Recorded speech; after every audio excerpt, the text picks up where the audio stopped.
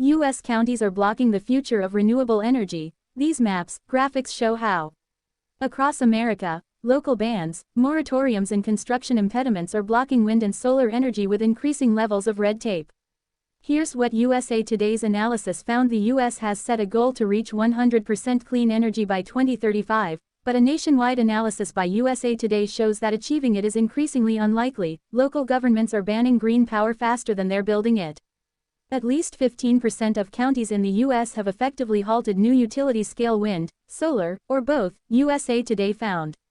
These are not the solar panels you might have on your house but installations significant enough to replace power plants, each one powering tens of thousands of homes. The limits come in the form of outright bans, moratoriums, construction impediments and other conditions that make green energy difficult to build. The opposition to renewable energy isn't as simple as left versus right. There's no one group fighting renewables. Instead, there are many, with a range of objections. But the overall result is rapidly increasing the limits on clean energy. 60% of the country's energy comes from fossil fuels such as coal and natural gas. To get close to 100% carbon-free energy, which includes nuclear and hydroelectric power, utility-scale solar and wind electricity production must ramp up significantly as renewable energy on target to replace other sources by 2035. A big increase in renewable energy construction is underway across the country. But the U.S. Energy Information Administration's projection of trends shows the mix of energy sources still isn't on track to hit those goals. Counties blocking solar power are nearly equal to counties adding it. USA Today's analysis, backed by energy and academic experts, gauges which counties have effectively blocked or impeded new utility-scale wind and solar power. The findings reveal that 2023 was the first time the number of counties curtailing new solar installations was almost equal to the number of counties adding their first solar farm. Counties blocking wind power outnumber counties adding it. For wind energy, the blocks are even more significant. While 183 counties got their first commercial wind power project in the past decade, nearly 375 counties blocked new wind development in the same period. In 2009, 23 out of North Carolina's 100 counties banned new wind projects. In 2014, Kentucky made it effectively impossible to build new turbines in all 120 of its counties, and Connecticut did likewise in its 8 counties. In 2017, Vermont did the same in its 14 counties. In 2018, Tennessee essentially stopped new wind projects in all but 4 of its 95 counties. These statewide blocks are in addition to many individual counties in the Great Plains, the Midwest and Texas, known as the Wind Belt, which have restricted wind turbines or created rules so power companies don't pursue certain locations. The U.S. has great wind and solar energy potential. In areas where the wind blows faster and more consistently, wind turbines can make more electricity. In areas where the sky is consistently more sunny, solar panels can make more electricity.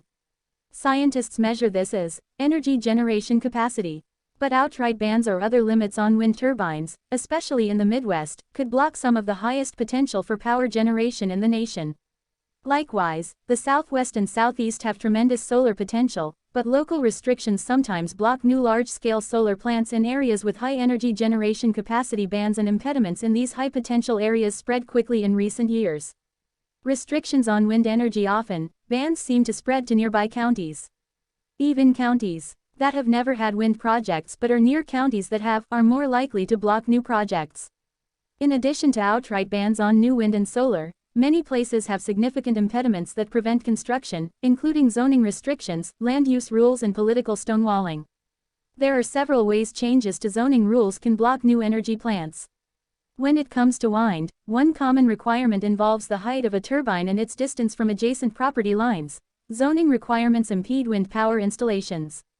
A setback requirement is the distance a turbine must be set back from an adjacent property that is not part of the wind project, or in some cases from an adjacent structure. Some states have created model, often voluntary, siting rules for wind and solar plants that establish reasonable setback distances as 1.1 or 1.5 times turbine height, that would be roughly 600 to 900 feet for a modern turbine. These rules are intended to prevent rare instances of a turbine overhanging or falling onto another property. But more extreme setback requirements can create significant impediments to wind power, often acting as a de facto ban. USA Today's analysis considers a setback requirement greater than 1,000 feet to be a significant impediment to wind power. Winds are stronger at higher altitudes and longer turbine blades catch more air. Most new turbines in the U.S. are 500 feet or taller.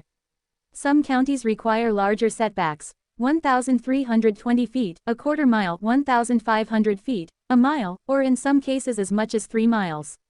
Such requirements limit the land available for turbines so much that wind farms are no longer economically feasible. In the abstract example below, options for utility-scale wind production decrease sharply as required setback distances increase. In a hypothetical example prepared by the National Renewable Energy Laboratory, we can see how wind power potential in Butler County, Nebraska, would look if operations were limited by structural setbacks, not just property line setbacks, of distances of 1,300 feet and 3,400 feet. A 3,400-foot setback would box out most available land possibilities for wind development. Some counties have restrictive sound limits for wind turbines. Another impediment involves noise limits. In the 2010s, common concerns about wind turbines included health impacts from a swishing noise made by the blades. While these fears have been discounted by research, decibel limits remain. For example, Vermont limited turbine sound levels to 45 decibels at night, somewhere between rustling leaves and a household dishwasher. Experts believe a relatively small amount of land is needed to meet all of America's future power needs. Despite the recent rise in bans and impediments, the U.S. can still reach its goal of 100% carbon-free electricity by 2035. However, experts say the bans are a worrisome trend and will make achieving that goal more expensive as developers are forced to move projects to less windy and sunny areas. The National Renewable Energy Laboratory calculated the U.S. would require just 10,424 square miles to accommodate the necessary wind and solar farms. The lower 48 states of the U.S. comprise about 2.9 million square miles. Some states are leading the way with wind and solar use. While many counties seek ways to keep clean energy out of their backyards, some places in America are embracing wind and solar. Iowa, for example, gets over 65% of its electricity from wind and solar, but 11 counties there now block new wind farms.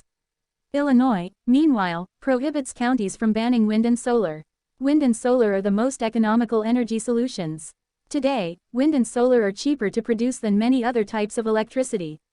The unsubsidized cost of wind power has dropped 66% since 2009, while the cost of unsubsidized solar has fallen 84%, according to an annual analysis by Lazard, a financial advisory firm that publishes annual estimates of the total cost of producing electricity. This is the average levelized cost, which includes the cost to build, operate, fuel and maintain a power plant. Several national think tanks and groups, many of which receive fossil fuel funding, have been putting out arguments, often false, opposing wind and solar power for years. But sometimes, the big utility companies making money on fossil fuels are the same ones seeking to build solar farms or wind turbines, and much of the opposition comes from local activists without obvious ties to national groups. Many are simply upset with what they see as a massive change in the places they love.